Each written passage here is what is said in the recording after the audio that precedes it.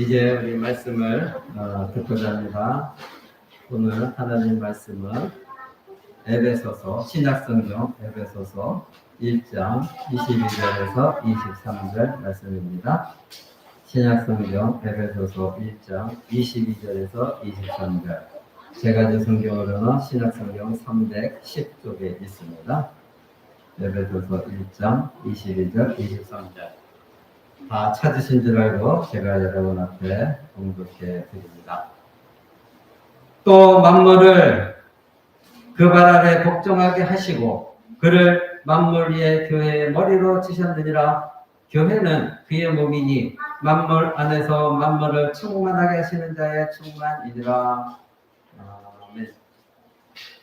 네, 이제 하나님 말씀을 전하고자 합니다. 우리 계속해서 에베소서를 보고 있는데 오늘은 19번째 시간으로 소제목이 교회 머리로서 그리스도의 통치 세 번째 시간입니다. 지난주에도 그리스도의 통치 두 번째 시간을 말씀드렸었고 오늘 세 번째 시간입니다. 지난 2주 동안에 우리는 교회를 직분자를 하나님이 세우셔서 그 직분자를 통해 교회를 다스린다 말씀드렸고, 지난 시간에는 이제 교회가 그렇기 때문에 하나님의 통치가 드러나야 되는데 교회에 문제가 있을 때는 반드시 교회 안에서 하나님의 말씀을 가지고 교회에서 징계가 일어나야 된다. 그런데 교회에서부터 그런 일이 안 일어나니까 이제 교회 문제를 세상 법정에 가지고 가서 믿지 않는 자들에게, 불의한 자들에게 이 교회 문제를 해결해 주십시오. 이렇게 너희가 하는 것은 잘못된 것이다. 사도 바울 선생이 분명히 우리에게 가르쳐 줬습니다. 그래서 교회는 하나님이 주신 직분자를 통해 말씀으로 통치하시고 말씀을 배우고 또 직분자들과 치리회가 있습니다. 장로회, 즉 당회에서 교회에 문제가 있는 사람들에게 반드시 그들을 권면해서 그들을 치리하고 징계를 해야 된다. 그리고 교회 안에서 일어난 모든 문제는 세상 법정으로 가는 것이 아니라 교회 안에서 다 해결을 해야 된다. 그러니 너희가 교회의 문제를 세상 법정으로 가지고 가는 것은 부끄러운 일이다. 이것을 분명히 우리에게 가르쳐줬고, 그래서 지난 시간에 여러분들이 그것을 말씀드렸습니다. 이제 예수님께서는 부활 승천하시고 하나님 보좌 우편에 앉으셔서 두 가지 일을 하신다고 여러분 이미 배웠습니다. 첫 번째는 우리를 위하여 간구하신다. 중보 기도하고 계십니다. 그래서 로마서 8장 34절에 누가 우리를 정죄하겠느냐? 죽으실 뿐만 아니라 다시 살아나시는 예수인데 그는 하나님 보좌 우편에 계신데요, 우리를 위하여 간구하시는 자다. 이 말씀을 여러분 우리가 신자의 시험에서도 이 말씀을 여러분 들었고, 그리고 이 말씀을 여러분 친숙한 점이 있습니다. 하나님은, 예수 그리스도는 보좌 우편, 하나님 보좌 우편에 그냥 앉아 계시는 게 아니라 우리를 위하여, 한 사람 한 사람을 위하여 지금도 기도하고 계십니다. 그리고 예수 그리스도는 하나님 보좌 우편에서 하늘에서 기도하지만 우리 안에서는 누가 기도하신다고요? 성령 하나님께서. 그러니 기독교인들은, 그리스도인들은 얼마나 복받은 자들인가 여러분에게 그것을 말씀드렸습니다. 그리고 두 번째는 예수님은 지금 통치하십니다. 우리를 위해서 간구하실 뿐만 아니라 통치하십니다. 그러니까 오늘 22절 읽었지만 20절에 보면은 그 능력이 그리스도 안에서 역사하사 죽은 자들 가운데서 다시 살리시고 하늘에서 자기 오른편에 앉히사 모든 정사와 권세와 능력과 죽어나는 자와 이 세상뿐만 아니라 오는 세상에 있는 모든 이름 위에 뛰어나게 하시고, 즉 하나님이 예수 그리스도를 모든 사람들이 뛰어나게 하시고 능력을 주시고 복종하게 하셨다. 즉 예수 그리스도가 다스리게 하셨다. 그리고 기가 막힌 말씀은 22절에 보니까 만물을 그 발 아래 복종하시고 그를 만물 위에 교회의 머리로 뒀다. 이 말 뜻은 무엇입니까? 만물 위에 교회의 머리로 주셨다니까 교회는 만물 위에 있다는 거예요. 그러니까 예수님은 교회의 머리인데 그 교회가 만물 위에 있다는 겁니다. 그러니까 예수님은 지금 하늘 보좌에서 교회의 머리로서 교회를 통하여 만물을 다스리고 계신다. 이 말을 지금 하고 있는 것입니다. 자, 그러면 그리스도의 다스림이 나타나는 영역이 어디냐 이겁니다. 지금 그리스도께서 부활 승천하셔서 하나님 보좌 우편에 계시는 바로 주님이 다스리는 영역이 두 영역이 나왔죠. 하나는 교회이고 하나는 만물입니다. 그래서 지난 시간까지 우리는 교회에 통치하는 예수 그리스도에 대해서 여러분이 배웠습니다. 자, 예수 그리스도가 이 세상에 다스림은 언제나 순서에 있어서 교회를 다스린 다음에 만물을 다스리십니다. 그러니까 교회 머리시니까 교회를 다스리시고 그 교회를 통하여 만물을 다스리시는 거예요. 그러니까 교회가 만약에 머리이신 그리스도의 뜻대로 교회가 신앙생활하고 말씀을 가르치고 올바른 삶을 살지 않으면 이 세상은 그리스도의 뜻 가운데 통치받는 것을 거부하겠죠. 그러니까 오늘날 교회가 많이 부패하고 세상 사람도 손가락질 당하는 이유가 뭡니까?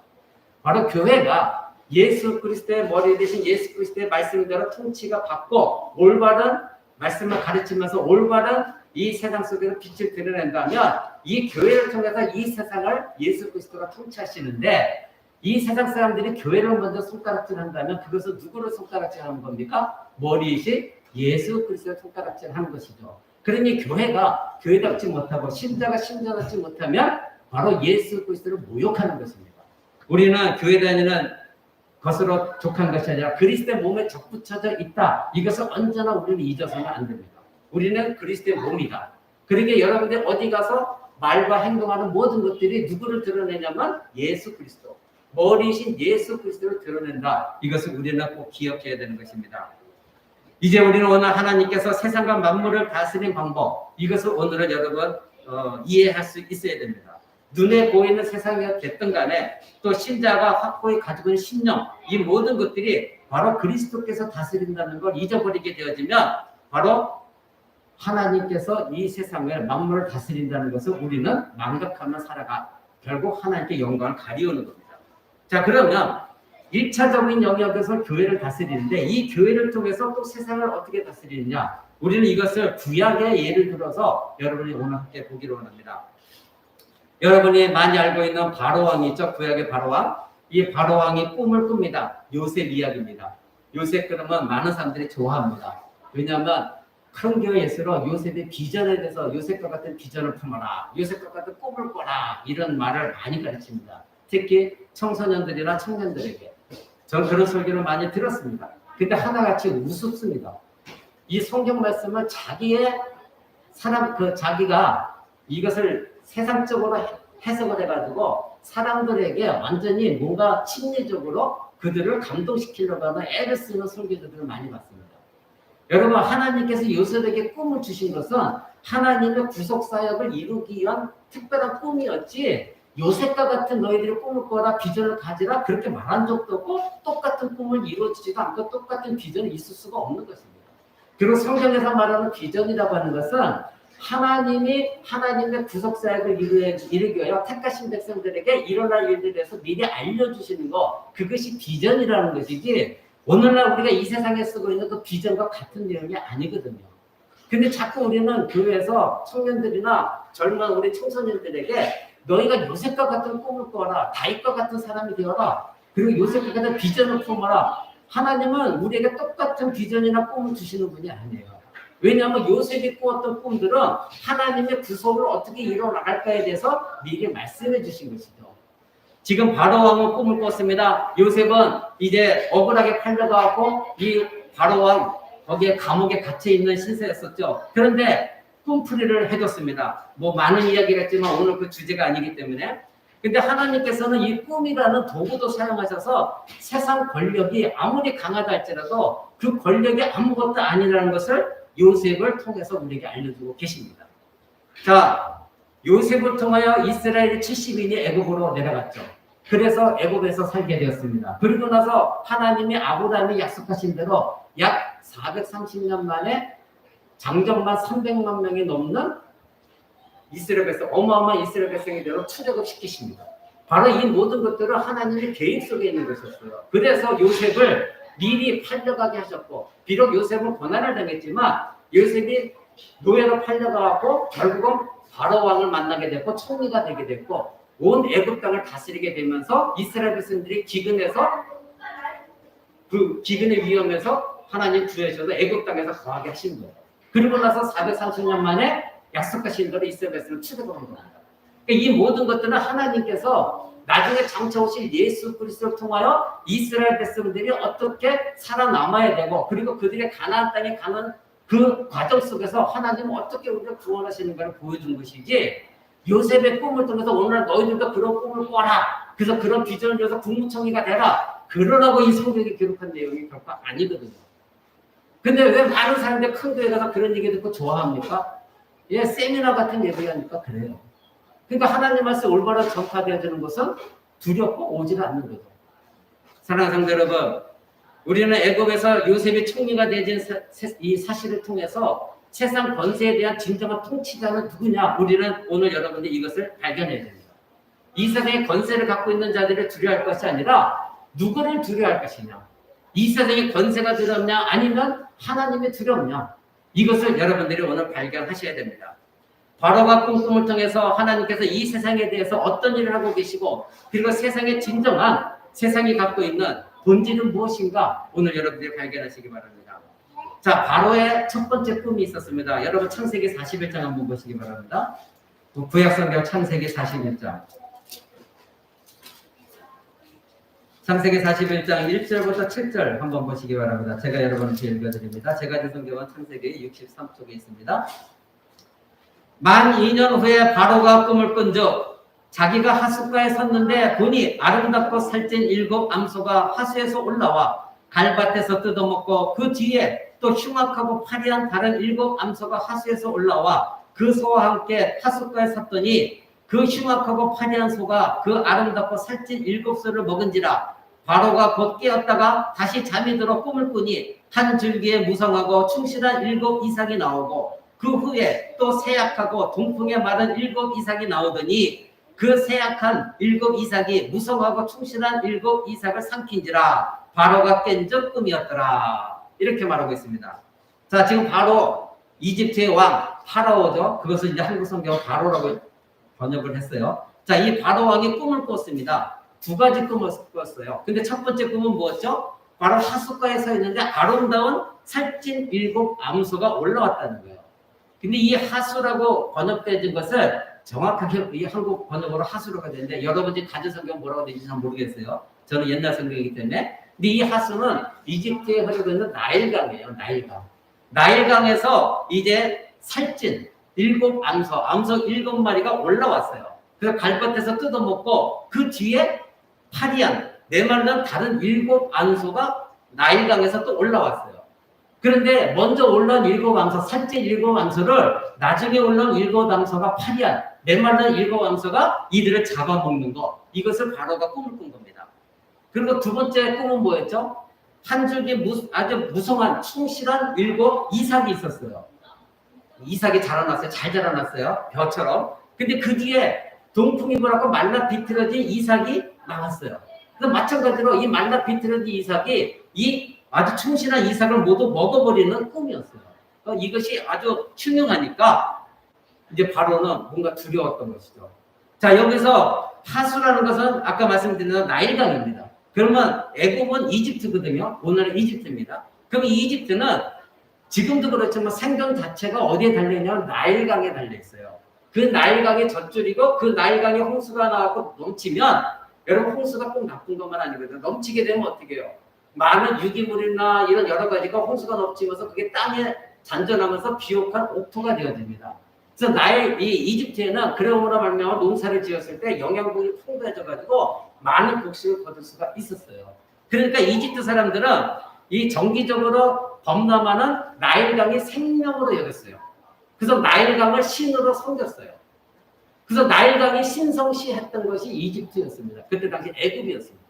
그런데 거기에 또 아름다운 살찐 7 암소라고 나와 있죠. 이 나일강에서 또 올라온 7 암소가 있어요. 근데 이 암소는 그때 당시에 이집트에서는 이 암소를 풍요의 신, 부요하고 삶이 풍요로운 신으로 섬겼었어요. 그러니까 이 모든 꿈의 내용은 뭐냐면 나일강도 이집트 바로 왕이 섬겼던 신으로 신성시했던 그런 나일강이었고 거기서 7 암소가 올라온 것도 그들이 섬겼던 하나의 신이었습니다. 그러니까 이 모든 것들이 또 암소였어요. 성경에서 암소라고 그래요. 근데 이 암소는 그들이 섬겼던 아피스라는 신이 있는데 그 신의 형상이었어요. 여러분 기억하시죠? 이스라엘 백성들이 애굽에서 탈출한 후에 광야에 도착하고 나서 모세가 하나님의 말씀을 받으러 간 동안에 뭐를 만들었습니까? 우상을 만들었죠. 황금 송아지를 만들었습니다. 그게 바로 왜 그들이 소를 우상으로 만들었느냐? 바로 430년 동안 이 이집트의 지배하를 살면서 이집트의 신이었던 이 소, 거기에 대한 이스라엘 백성들이 감각이 있었어요. 이 소가 우상이었던 거 430년 동안에 그들의 몸을 베었던 겁니다. 그래서 그들이 바로 소를 우상으로 해갖고 금송아지를 만들었던 것입니다. 바로 이러한 영향을 받은 것이죠. 자, 바로의 꿈에 나온 이 소는 근데 황소가 아니고 암소였어요. 이 암소라고 하는 것은 여러분들이 구약 성경을 잘 읽어본 사람들은 아시겠지만 이제 여러분들에게 성찬과 제사에 대해서도 이제 여러분 성경 공부 배울 겁니다. 이스라엘 백성들이 하나님께서 제사를 지내라고 할 때는 암소를 잡지를 않았어요. 전부 황소, 숫소였습니다. 그러니까 이 암소라고 하는 것은 성경적으로 반 하나님적인 거예요. 그리고 이것은 애국적인 거예요. 이방적인 거예요. 그래서 성경에 7 암소 그리고 나일감 이것을 꿈을 꾸게 한 것을 정확하게 기록한 이유입니다. 그러니까 암소였는데 이것이 바로 황소가 아닌 암소, 이것은 애국적인 것이고 그 성경의 용례에서는 하나님께 드리는 제물로 쓰지 않았던 그런 소였던 것입니다. 자, 그러면 다시 정리해 봅니다. 나일강의 그 풍요로부터 나온 이 암소들, 이것은 뭐였죠? 하나님적인 것이 아니라 이스라엘적인 것이 아니라 애국적인 것이고, 이것은 바로 바로왕적인 것이고 반 이스라엘적인 그런 상징하는 것이죠. 그 나일강으로서 올라온 이 아름다운 7 암소, 셋째 7 암소, 이건 결국 무엇을 얘기합니까? 그들이 섬겼던 풍요신, 즉 애국적인 사고방식, 애국적인 신앙관, 애국적인 가치관을 말해주는 것이 바로 이 암소 나일강인 것입니다. 사랑하는 성도 여러분, 그래서 이 이집트 사람들은 나일강을 신으로 섬겼습니다. 근데 하나님께서 또 다른 꿈을 주신 게 뭐죠? 아주 흉악하고 화려한 7 암소가 올라왔어요. 그래서 이것도 역시 7 암소인데 이것이 올라오는 걸 보여주면서 같은 나일강에서 같은 소인, 같은 암소인데 다른 소, 아주 화려한 말라 비틀어진 소가 올라온 거예요. 근데 이들이 어떻게 했어요? 그 화려한 암소들이 이 살찐, 아주 살이 턱 찐 이 7 암소를 잡아먹었다. 그 장면을 하나님께서 보여주셨습니다. 자, 이것은 무엇을 말하는 것일까요? 하나님께서 이 꿈을 통하여 무엇을 말씀하시려고 바로왕에게 이 꿈을 허락하셨을까요? 이 꿈은 물론 요셉이 해석을 했었습니다. 그래서 왕이시여, 이제 7년 동안에 풍년이 될 것입니다. 그러니까 풍년이 들었을 때 모든 곡식을 다 가둬가지고 창고에 저장하십시오. 그리고 7년 뒤에는 7년 동안에 메마른 가뭄이 있고 환란이 있을 것입니다. 그때에 왕이 이 7년 동안 거둔 곡식을 풀어서 사람들에게 팔면 그 사람들이 돈을 가져와서 왕에게 살 것이고 땅도 왕에게 바치면서 곡식을 살 겁니다. 그러면 왕은 큰 부자가 될 것이고 왕의 권력은 더더 확대될 것입니다. 그래서 결국 그렇게 되었죠. 그런데 이것만 성경이 말하고 있느냐 이것입니다. 우리는 물론 이 요셉의 해석처럼 그 모든 것들이 그렇게 되어진 건 맞습니다. 그런데 바로와 이 애국 사람들은 그들이 나일강을 숭상하고 있었기 때문에 신격화된 그 강이 언제든지 자기 자신들을 먹여줄 것이고 자기 자신들을 풍요롭게 해줄 것이라는 확신을 갖고 있었어요. 그러니까 그 나일강을 신으로 섬기고 있었던 사람들입니다. 그렇지만 하나님께서는 진정한 이 땅의 통치자는 바로 하나님이십니다. 그들이 믿고 살아가는 이 터전이 그들이 하는 아무것도 아니라는 것, 그들이 그렇게 믿고 숭상했고 의지했던 나일강, 이것이 결국은 아무것도 아니라는 것, 이것을 하나님께서 보여주신 것입니다. 즉 7배 흉년을 알려준 이 모든 것들은 단순한 자연재해 이것을 말해주는 것이 아니라 자연재해로 보이는 이 사건은 얼마든지 그들이 믿고 의지하는 신격화된 나일강이 아무것도 아니다. 너희들이 그렇게 신격화해서 이 나일강만 있어서 풍요롭게 우리는 먹고 살 수 있기 때문에 우리는 그 하나님도 믿을 필요가 없다. 이스라엘의 섬기는 그 하나님도 아무것도 아니다. 결국 그들은 나일강만 바라보면서 거기서 올라오는 7 암소에만 만족했던 사람들이었습니다.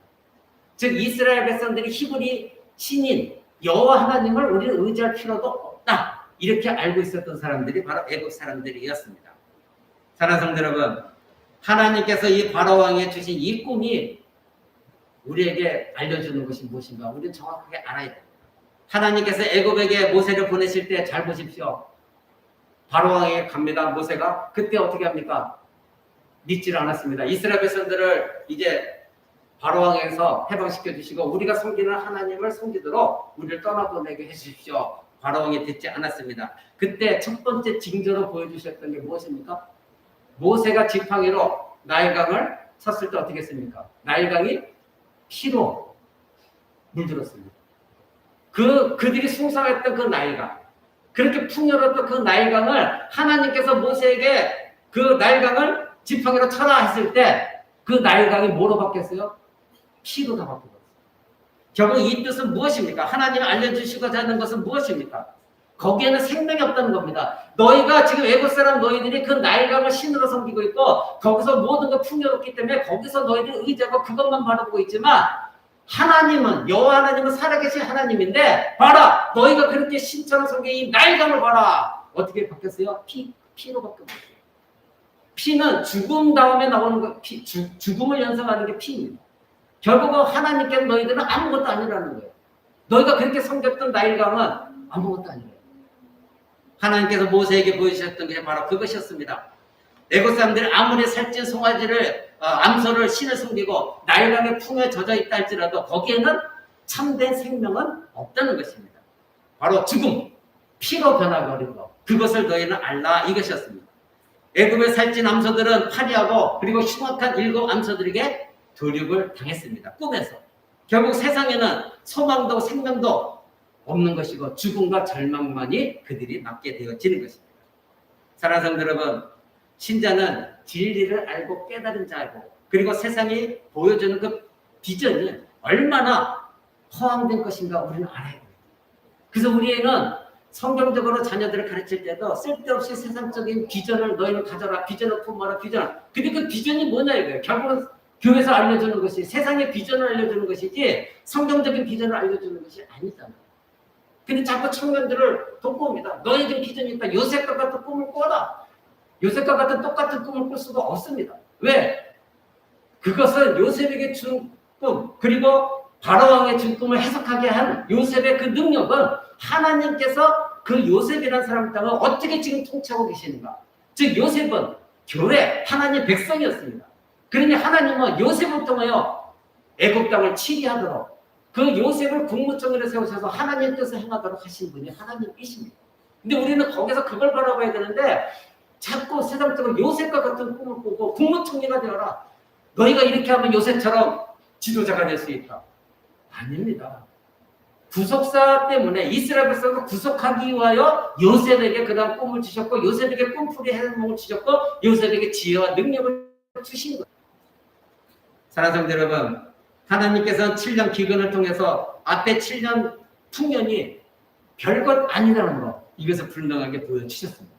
7년 동안 풍년이 있으면 뭐합니까? 그 뒤에 7년 동안에 흉년이 들므로 인해서 그것이 아무것도 아니라는 것을 하나님의 역사시면 너희들은 그 나일강이 아무것도 아니라는 거, 살찐하면서 아무것도 아니라는 거, 이것을 하나님이 보여주신 것입니다. 세상적인 풍요가 결국에는 아무런 의미도 없다는 것, 오늘도 우리는 알아야 됩니다. 애굽의 이 풍요는 결국 흉악하고 파리한 7 암소에게 잡혀먹히는 운명이 되어진 것입니다. 근데 두 번째 꿈은 뭐였죠? 5절에 보니까 다시 잠이 들어 꿈을 꾸니 한 줄기 무성하고 충실한 7 이삭이 나오고 그 후에 또한 세약하고 동풍에 마른 7 이삭이 나오더니 그 세약한 7 이삭이 무성하고 충실한 7 이삭을 삼킨지라 바로가 깬 줄 꿈이다. 이렇게 말하고 있죠. 자, 여러분 처음에 똑같이 아까 살찐 암소 그리고 파리한 암소 똑같이 처음에는 무성한 7 이삭이 일어났어요. 그 다음에 이것은 앞에 말했던 나일강에서 올라오는 아름답고 살찐 7 암소와 같은 내용이죠. 근데 두 번째는 어떻게 했습니까? 파리한 7 이삭이 또 일어났어요. 근데 여기서 중요한 것은 무엇입니까? 6절에 보니까 그 후에 또 세약하고 동풍에 마른 7 이삭이 나왔다. 동풍이라는 것을 여러분 우리는 물론 여러분도 이것을 신학적으로 잘 알지 못하니까 그냥 읽습니다. 그런데 여기에 동풍이라는 것이 굉장히 중요합니다. 성경에 보면은 구약 성경에 보면 동풍이라는 말, 이것은 히브리 말로 카딤이라는 말인데 이게 굉장히 많이 나와요. 동풍이라는 말, 동풍이라는 이 단어가 굉장히 많이 나오는데 이 동풍 결국 뭘까요? 동쪽에서 불어오는 바람이죠. 그런데 이 동풍이 동쪽에서 불어오는 이 바람으로 사용되는 대표적인 예들이 성경에 많이 있어요. 여러분 오늘 그거를 좀 귀찮더라도 한번 찾아보기 바랍니다. 지금 뒤에 출애굽기 한번 볼까요? 출애굽기 14장 21절입니다. 출애굽기 14장 21절. 제가 제 성경은 그 뒤에 103쪽에 있습니다. 출애굽기 14장 21절. 모세가 바다 위로 손을 내어민데 여호와께서 큰 동풍으로 밤새도록 바닷물을 물러가게 하시니 물이 갈라져 바다가 마른 땅이 된지라. 이것은 무엇입니까? 출애굽할 때 홍해를 가는 사건입니다. 그런데 성경이 그때 뭐라고 말하고 있습니까? 동풍이 불어와서 그 바다를 양쪽으로 갈라버렸다. 동풍이라고 써 있거든요. 그 뒤에 또 시편 한번 봅니다. 시편 48편을 한번 보겠습니다. 시편 48편. 시편 48편 4절에서 7절 한번 봅니다. 제가 된 성경은 835쪽에 있습니다. 48편 4절에서 7절. 제가 여러분에게 읽어드립니다. 열왕이 모여 함께 지났으며 저희가 보고 놀라고 두려워 빨리 갔도다. 거기서 떨림이 저희를 잡으니 고통이 해산하는 여인 같도다. 주께서 동풍으로 다시스의 배를 깨뜨리시도다. 이렇게 말하고 있습니다. 거기에도 역시 동풍으로 하나님께서 다시스의 배를 깨뜨리셨다. 이렇게 말하고 있죠. 자, 또 한 번 봅니다. 그 뒤에 78편 23절 봅니다. 시편 그 뒤에 78편 23절. 23절. 그러나 저가 오히려 위에 궁창을 명하시며 하늘 문을 여시고 저희에게 만나를 비같이 내려보 계시며 하늘 양식을 주셨나니 사람이 권세 있는 자의 떡을 먹으며 하나님이 식물을 충족해 주셨도다. 저가 동풍으로 하늘에서 일게 하시며 그 권능으로 남풍을 인도하시고 저희에게 고기를 티끌같이 내리시니 그 바다 모래 같은 나는 새라. 지금 시편 78편이 말하고 있는 거 무엇을 얘기합니까? 광야에서 하나님께서 이스라엘 백성들이 우리가 배고파요. 우리 맨날 만나만 먹나요? 우리도 고기가 필요해요. 애굽에 있을 때는 고기 까마가 생각납니다. 우리가 거기서 노예 생활했지만 그래도 애굽에서는 우리 고기를 줬어요. 근데 왜 우리는 고기를 못 먹습니까? 불평불만했습니다. 이때 하나님께서 메추라기를 보내시죠. 근데 그 메추라기를 보낼 때 성경이 기록하는 것은 동풍을 불어서 그 메추라기를 이스라엘 백성들에게 보내주셨다. 이 동풍에 대해서 얘기합니다. 자, 이와 같이 우리는 세 구절만 찾아봤습니다. 이 구절을 통해서 아까 출애굽기에 봤을 때 그 동풍은 뭐였죠? 바다가 출렁출렁할 때 이스라엘 백성들이 두려워했습니다. 뒤에서 로마 병정들이, 로마 군사들이 쫓아와서 자기들을 잡으려고 했습니다. 이제는 절대 절명입니다. 앞에는 바다가 가려져 있습니다. 그때 불평하기 시작했습니다. 하나님이 우리를 이렇게 내버려 두시느냐? 차라리 노예로 있는 것이 낫지. 그럴 때 하나님께서 모세에게 명령하십니다. 지팡이로 바다를 가리켜라. 그때에 하나님께 동풍을 부리셔서 그 홍해 바다를 가르셨습니다. 그리고 이스라엘 백성들, 택하신 백성들을 마른 땅을 건너가게 하셨습니다. 그 다음에 시편 48절에 있던 동풍은 무엇입니까? 하나님께 동풍 불어 다시스들을 다 배를 멸망시켰다. 그때 이스라엘 백성들에게 침략한 열방들이 있었습니다. 그들을 말하는 것입니다. 이스라엘 주변에 있는 열방들이 이스라엘을 에워싸고 공격할 때에 하나님께서 동풍으로 그 모든 배들을 멸망시키셨다. 이렇게 시편을 말하고 있습니다. 그리고 맨 마지막에서도 78편은 무엇입니까? 바로 말씀드린 대로 이스라엘 백성들이 우리는 고기가 필요해요 했을 때 메추라기를 동풍을 불어서 이스라엘 백성들에게 메추라기를 먹도록 해주신 것. 이것이 바로 동풍이었습니다. 자, 그러면 여기에 성경에 말하고 있는 동풍의 공통적인 시사점은 무엇입니까? 하나님은 절대 창조주시고 절대 주권자이십니다. 온 우주 만물을 지금도 다스리고 계십니다. 우주과학자들이 그럽니다. 만약에 지금 지구를 중심으로 행성들이 늘어져 있는데 이 행성들이 0.몇 도, 000 몇 도만 비틀어져도 지구는 멸망한다고 합니다.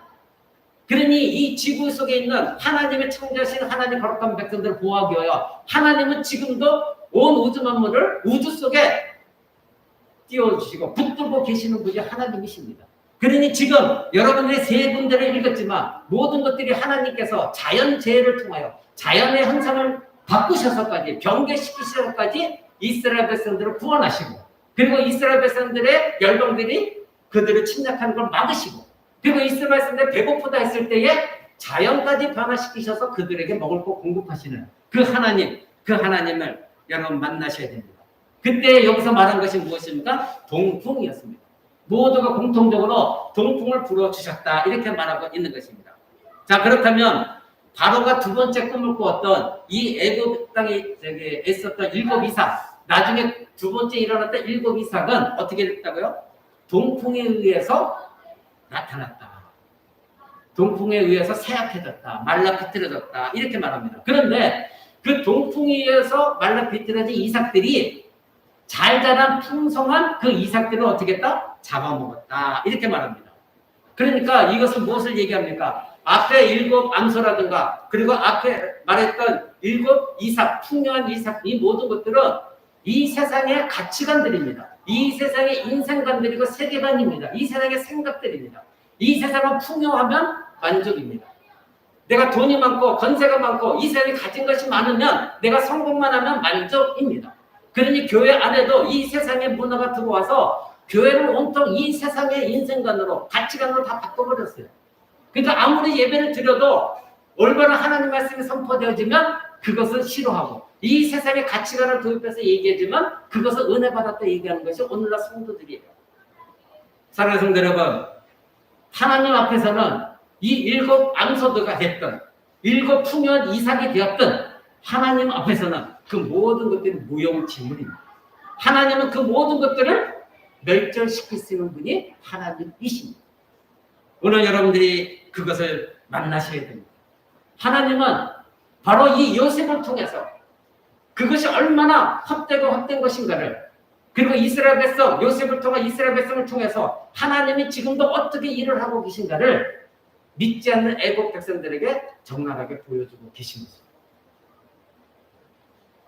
사랑하는 성도 여러분, 요셉은 그 땅의 애국 땅의 국무총리였습니다.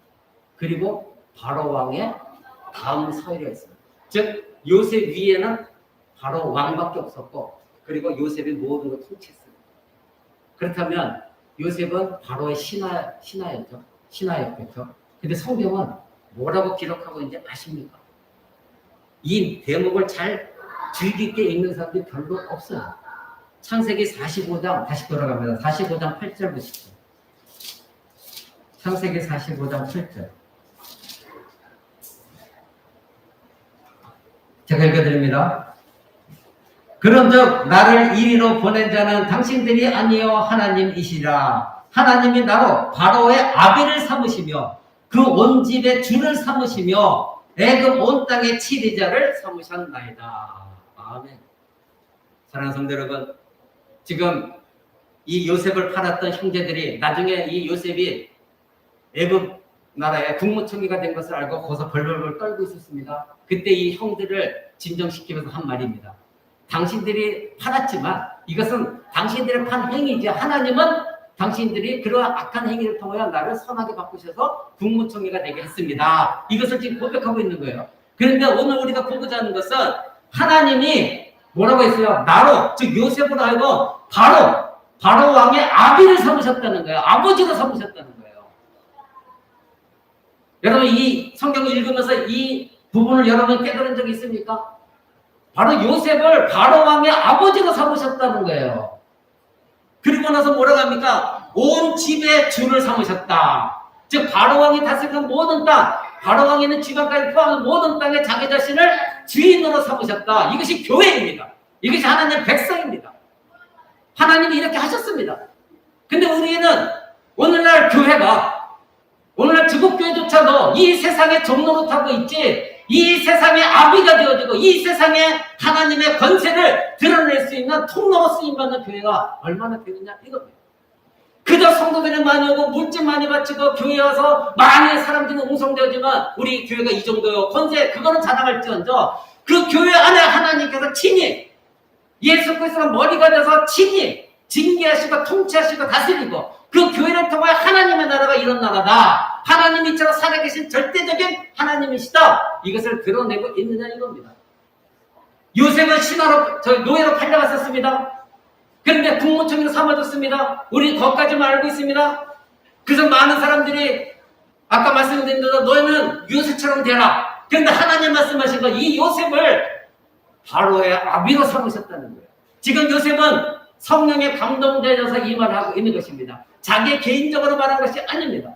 성경은 디모데후서에 뭐라고 되어 있습니까? 모든 성경은 하나님의 영으로 감동되어서 쓴 것이다. 분명히 말하고 있습니다. 그러니 지금 이 말을 기록한 것도 성령께서 요셉에게 이 말을 하게 하신 것입니다. 하나님이 바로 나를 바로의 아버지로 삼았다. 그리고 이 애굽의 주인으로 삼았다. 누가? 하나님께서. 왜? 이스라엘 백성들을 장차 오실 예수 그리스도, 거기까지 하나님께 구속의 계획이 있었기 때문에 그 애굽은 단지 쓰임받은 도구에 불과합니다. 10가지 재앙을 내렸을 때 그 애굽에 있는 모든 신들, 애굽에 있는 모든 권세자들이 과연 하나님께서 10가지를 재앙을 냈을 때 그들이 그것을 막을 방법이 있었습니까? 없었습니다. 하나님만이 이 세상의 모든 걸 동원하셔서도 하나님의 뜻을 이루시는 분은 하나님이십니다. 그럴 때 우리는 그 도구로 쓰임받는 것 뿐인 것입니다. 그래서 교회가 하나님의 도구로 쓰임받는 것이 잘못된 도구로 쓰임받는다면 교회는 회개해야 돼요. 회개해요. 하나님 말씀이, 올바른 말씀이, 징계의 말씀이, 우리의 죄를 드러내는 말씀이, 당신들 그렇게 살면 안 됩니다 하는 말씀이 듣기 싫다고 한다면 그래서 좋은 말로만 당신은 사람밖에 태어난 존재요. 그리고 당신은 격려밖에 충만한 사람이요. 긍정의 힘을 가지십시오. 하나님 모든 걸 다 해줄 것입니다. 그런 말씀으로 살았던 사람들이 어떻게 나의 하나님은 이와 같이 요셉을 애굽의 왕의 바로 왕의 그 엄청난 제국의 왕의 아버지로 삼았다는 걸 믿을 수가 있겠습니까? 사랑하는 성도 여러분, 하나님은 대제국의 7이자 이 이집트 바로 왕에게 요셉을 그의 아버지요 그의 주인으로 요셉을 보내셨습니다. 이것이 요셉과 바로 왕의 관계요. 이것이 바로 그리스도인들이 권세자들과 가진 관계입니다. 그래서 우리는 대통령을 두려워할 필요가 없습니다. 이 세상에 어떤 권세자도 두려워할 필요가 없습니다. 왜? 바로 우리는, 교회는 이 모든 만물 위에 교회가 세워졌고 저와 여러분이 세워졌고 그 위에 머리에 있는 예수 그리스도가 통치하신다는 것 여러분이 굳건히 믿고 있다면 우리는 이 세상의 권세자의 머리를 조아리면서 거기 가고 그래요 대통령님 잘하십시오 머리 조아리면서 목사들이 가서 기도해 줄 필요가 없어요. 왜 대통령이 교회 가서 머리 조아리고 하나님께 기도받지는 못하고 왜 그 자리에 찾아가 갖고 머리 조아리면서 여러분 교회 나오는 시간 아깝죠? 근데 만약에 여러분들 대통령이 지금 여러분 부르신다면 여러분은 몇 시간 전부터 아마 그 대통령실에 가고 준비하고 있을 겁니다. 대통령 만나기 위해서. 근데 여러분은 정말 하나님 이 교회 머리신 예수 그리스도 바로 지금의 온 세상의 통치자 예수 그리스도를 만나기 위해 얼마나 사모하는 마음으로 교회에 나오고 있습니다. 이 세상의 권세자들은 그렇게 두려워하면서 이 교회 머리이시고 권세자신 예수 그리스도를 믿는다고 하는 여러분들이 그 예수 그리스도의 권세를 얼마나 여러분이 인정하고 그 앞에 두려움과 떨림으로 예배 나오고 있느냐 이것을 묻고 있는 것입니다. 사랑하는 성도 여러분, 두 번째 예를 보겠습니다. 예수님 오시기 전 7, 8세기부터 약 5세기 전까지 고대 근동 이스라엘 주변에 패권을 가지고 있던 나라들 아수르란 나라, 바벨론, 페르시아, 이집트 포함해서 엄청난 제국들이 있었습니다. 그런데 겉으로 볼 때는 이 제국들이 다스리는 그 힘의 원천, 그 모든 것들이 세상적인 것이다. 그리고 이 제국의 왕들이 갖고 있다 이렇게 생각하지만 그러나 성경은 그렇게 말하고 있지 않습니다. 성경은 왜 이들이 그런 패권을 가지고 있는가? 그리고 이들이 가지고 있는 그 권세의 힘의 원천은 어디서 나오는가? 성경은 분명하게 우리에게 알려주고 있습니다. 당시에 이스라엘 주변에 있는 많은 제국들이 있었지만 왜 하나님이 그 제국들을 흥왕케 하셔서 그들에게 그 엄청난 권세를 줬고 엄청난 힘을 줬고 군사력을 주었는가? 그것은 바로 이스라엘 백성들이 하나님의 택하신 백성으로서 가나안 땅으로 약속한 가나안 땅으로 이끌어졌지만 이스라엘 백성들이 계속해서 하나님 말씀에 불순종하고 우상을 섬기면서 하나님께 반역을 했습니다. 하나님은 그 주변의 열방들을 일으키셔서 이스라엘 백성들을 심판하시고자 그들에게 권세를 주셨습니다. 성경은 분명히 말하고 있습니다. 우리가 같이 에레미야서 25장 한번 봅니다. 구약성경 에레미야서 25장. 에레미야서 25장 10절 11절입니다. 에레미야서 25장 10절 11절. 제가 이제 성경으로는 1090쪽입니다. 에레미야서 25장 10절 11절. 제가 여러분께 읽어드립니다. 내가 그들 중에서 기뻐하는 소리와 즐거워하는 소리와 신랑의 소리와 신부의 소리와 맷돌 소리와 등불빛이 끊어지게 하리니 이 온 땅의 황폐와 놀림이 어찌 될 것이며 이 나라들은 70년 동안 바벨론 왕을 섬기리라. 나 여호와가 말하노라. 70년이 마치면 내가 바벨론 왕과 그 나라와 갈대아인의 땅을 그 죄악으로 인하여 벌하여 영영이 황먹게 할 것이다. 여러분 잘 읽어보십시오. 지금 하나님께서 이 에레미야 선지자를 통하여 이스라엘 백성들에게 말씀하고 계십니다. 내가 이제 그 북방에 있는 사람들을 나라들을 보낼 것이다. 그렇다면 너희들은 이제 그 바벨론이 와갖고 너희들을 황폐케 할 것이다. 너희들을 심판할 것이다. 너희들은 바벨론의 포로로 끌려갈 것이다. 이것을 이스라엘 백성들에게 지금 말씀하고 계십니다. 내가 너희를 어떻게 이끌어왔고 너희를 가나안 땅까지 어떻게 이끌었는데 지금 너희가 나를 섬기지 않고 우상을 섬기고 있다. 그래서 하나님은 이 이스라엘 백성을 심판하기로 하셨고, 그런데 그 심판의 도구로 쓰임받은 게 누구였냐면 바벨론이었습니다. 바벨론 제국이 엄청 큰 제국이었습니다. 근데 지금 보십시오. 하나님 하신 말씀이 너희가 70년 동안 누구를 섬길 것이다? 바벨론 왕을 섬기게 될 것이다. 이 뜻은 무엇입니까? 너희는 바벨론 지배 아래 들어갈 것이다. 바벨론이 너희를 침공하여 너희를 노예 삼을 것이다. 이 말 뜻입니다. 고대 긍정의 패권을 가진 바벨론 왕 느부갓네살이라는 왕이 있습니다. 이 성경에 자주 등장합니다. 이 구약에 있는 성경은 여러분 물론 이게 다 역사가 아닙니다. 그러나 이 성경에 하나님께서 기록하게 하신 모든 내용 중에 거의가 다 실제 중동 지역에 그때 당시의 역사에 다 있는 내용입니다. 이것은 무엇입니까? 오늘날 하나님을 믿지 않는 자들은 그저 전 예수쟁이들은 그저 엉뚱한 이야기만 하고 있다. 그런데요, 하나님께서 구약에 일일이 이것을 다 기록한 내용은 실제 역사에 있는 내용들입니다. 하나님께서 그 바벨론이라는 나라를 사용하셔서 이스라엘 백성을 심판하기 위하여 바벨론 왕에 흥왕케 하신 것, 그것이 바로 하나님이십니다. 바벨론을 사용했어야 됐기 때문에, 즉 이스라엘 징계하기 위해서 하나님은 그들을 사용하신 것입니다. 세상 사람과 권세자들은 자기들에게 힘이 주어지면 자기가 잘난 것처럼 그 권세를 휘두릅니다. 그러나 하나님, 즉 하나님의 교회를 향한 하나님의 통치의 일원이었다는 걸 그들은 모릅니다. 그저 그들은 권세를 가졌기 때문에 내가 잘나서 이러한 권세를 갖고 있다. 근데 하나님은 그러한 악한 이방인조차도 사용하셔서 그들에게 힘을 주신 이유는 바로 하나님의 사랑하는 백성, 이스라엘 백성들을 징계하기 위해서 그들을 사용하신 것입니다. 그들에게 힘과 권세를 주신 거예요. 사랑하는 성도 여러분, 이스라엘을 징계하기 위한 하나님의 도구로 쓰임받은 이 바벨론, 결국 이스라엘을 침공하였고 초화시켰습니다. 그리고 이스라엘 백성들은 70년 동안 끌려가서 포로 생활을 했습니다.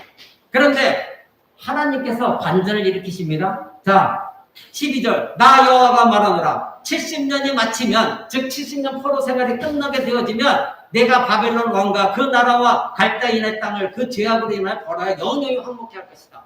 자, 너희가 이제는 바벨론 땅으로 끌려간다. 그런데 70년 동안 섬기게 되었는데 70년이 지나면 내가 너희를 징계의 목적으로 도구 삼았던 바벨론을 내가 멸망시킬 것이다. 결국 바벨론은 하나님 말씀 그대로 바벨론은 멸망을 당했습니다. 이건 성경의 내용뿐만 아니라 고대 역사서에 나와 기록되어 있는 내용인 것입니다. 사랑하는 성도 여러분, 바로 이 바벨론은 자기가 잘나서 그 통치권을 휘두른 것 같지만 그 배후에는 누가 계셨습니까?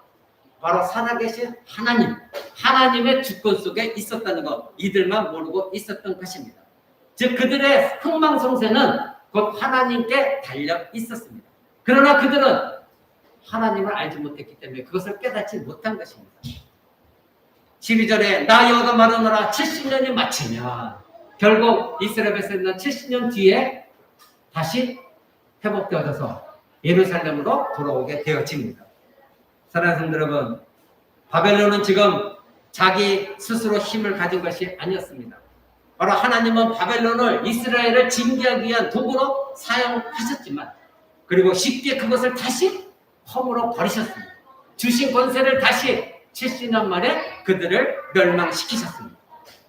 구약에서도 이런 내용이 많이 나옵니다. 여러분 구약의 하박국서도 보면 말라기서도 보면 모든 것이 하나님은 이스라엘 백성들이 하나님께 패역하고 그리고 반역을 일으키고 우상을 섬겼을 때에 하나님은 주변 나라들을 일으키셔서 이스라엘 백성들을 초토화시키십니다. 징계하십니다.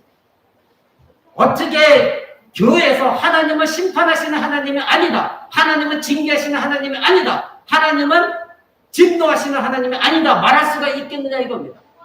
모든 성경이 하나님의 백성들을 향한 징계에서 나오고 있고 베드로 사도도 하나님이 장차 심판하실 때는 어디서부터 시작하신다? 하나님의 집에서부터 하나님의 심판이 이루어진다. 분명히 베드로 사도도 기록하고 있습니다. 오늘 조국교회가 이 모든 것들을 망각하고 있고 세상과 완전히 동화되어져서 참된 하나님이 어떻게 지금도 살아 역사하신가를 보여주지 않는 그런 얘기하면 성도들이 도망가고 떠나버리니까 자꾸 좋은 말만 해주는 오늘날 이 설교 잘못된 설교입니다. 하나님은 이와 같이 열방들을 사용하셔서까지 이스라엘 백성을 징계하셨습니다.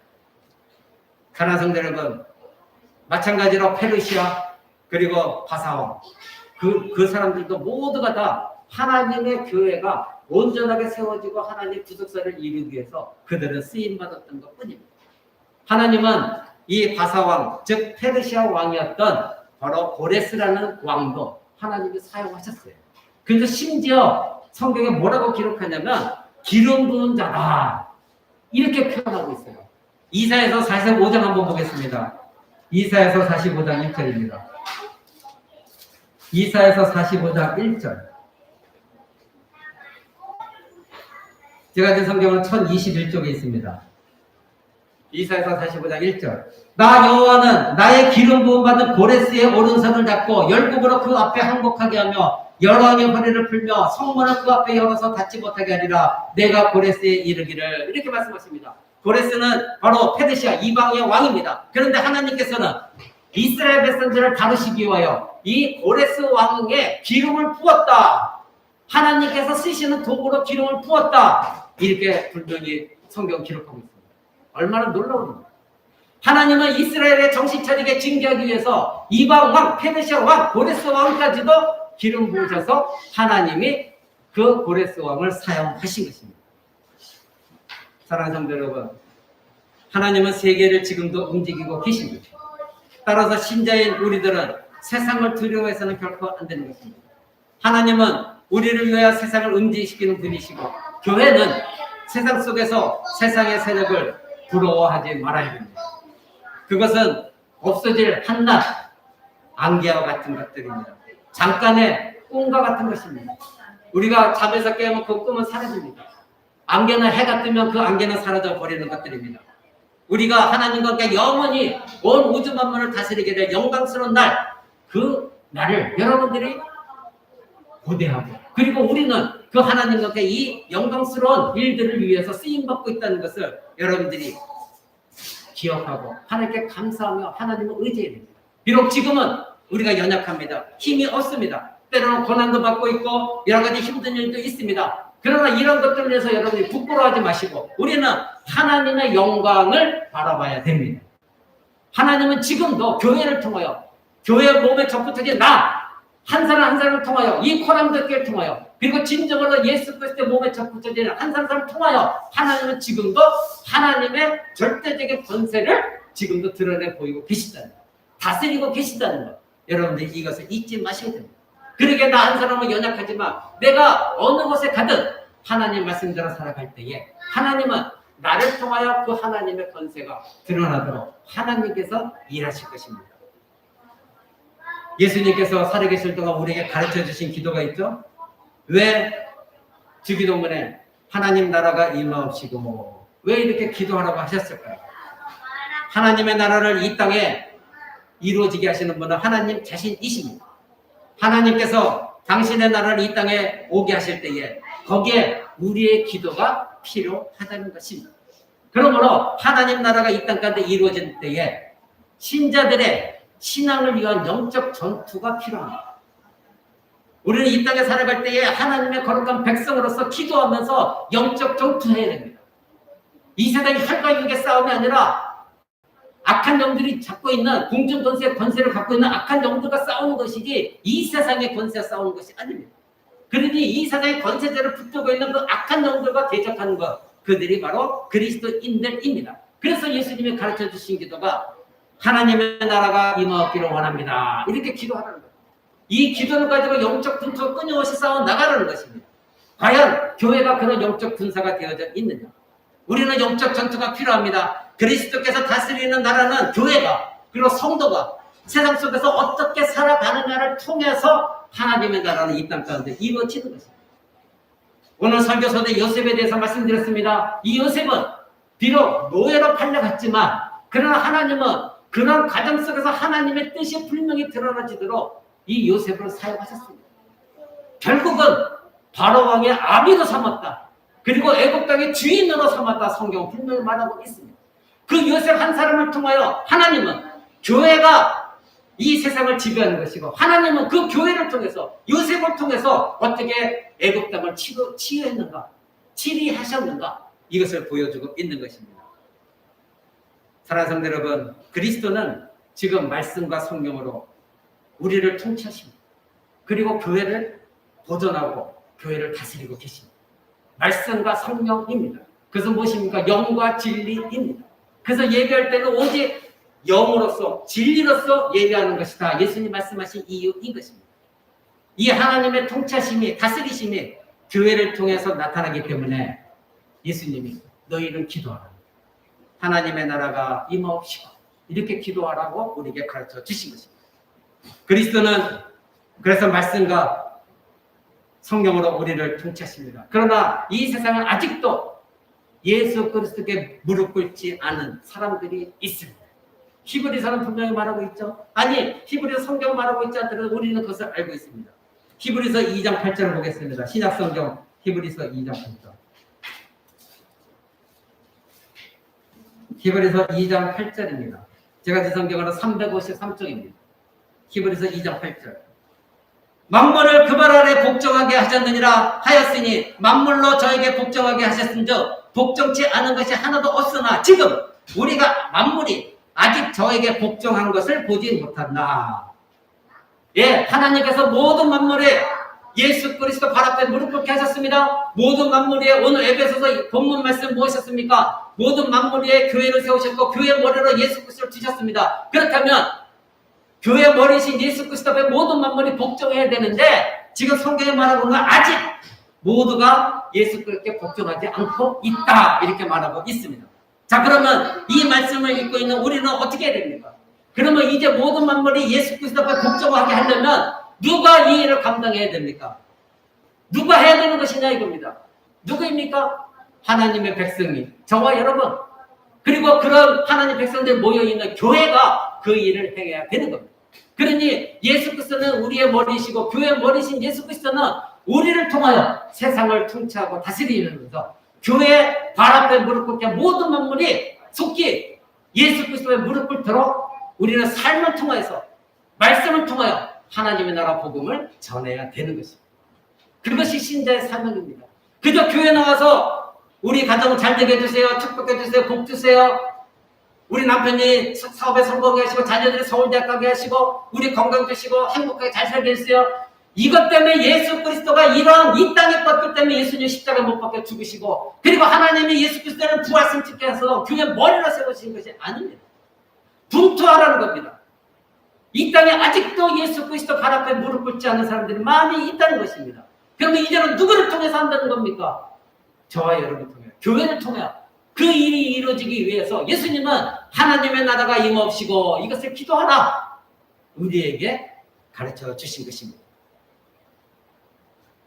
사랑하는 성도 여러분,